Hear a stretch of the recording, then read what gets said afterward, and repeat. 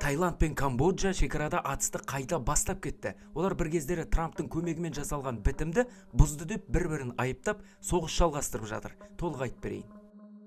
Таиланд пен Камбоджада оның түпкі себебі Приах Вихар храмы мен оның айналасындағы жер. Бұл индуистік храм Камбоджа аумағында, бірақ Таиланд шекарасына өте жақын жартасты үстіртте орналасқан. 1962 жылы халықаралық сот бұл храмды Камбоджаға тиесілі деп үкім шығарған. Бірақ храмға баратын жолдар, төбелер және айналасындағы 4,5 шаршы шақырым жер даулы аймақ болып саналып келген. Екі тарапта осы аймақ өзінікі деп санайды. Содан бері ара-тұра қос ел арасында шекарада қақтығыс болып келеді. Осы жолы Тай әскерилері Камбоджаның бес бірдей елді мекеніне шекара маңында әуе соққыларын жасай бастады. Камбоджа билігінің мәліметінше, Таиландтық F-16 жойғыш ұшақтары Самрон қаласына әуе соққысын жасаған. Эскалацияның салдарына қатысты қысқаша деректерді келтірейік. Камбоджада 7 адам қаза тапты, кем дегенде 20 адам жараланған. Таиландта жараланғандар саны 29 адамға жетті.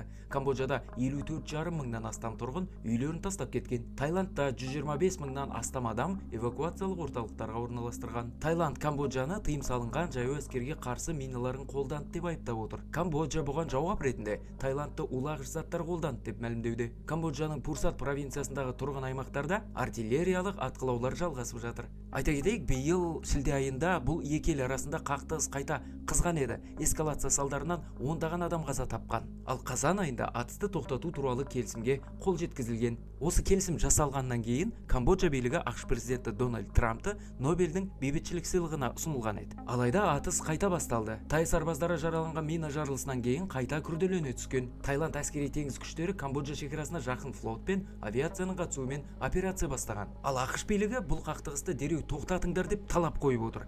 Трамптың өзі бір кездері тоқтатқан едім, енді тағы тоқтатып телефон шаламын дейді. Сіздің ойыңыз қалай? Арнаға жазылып лайк баса кетіңіз.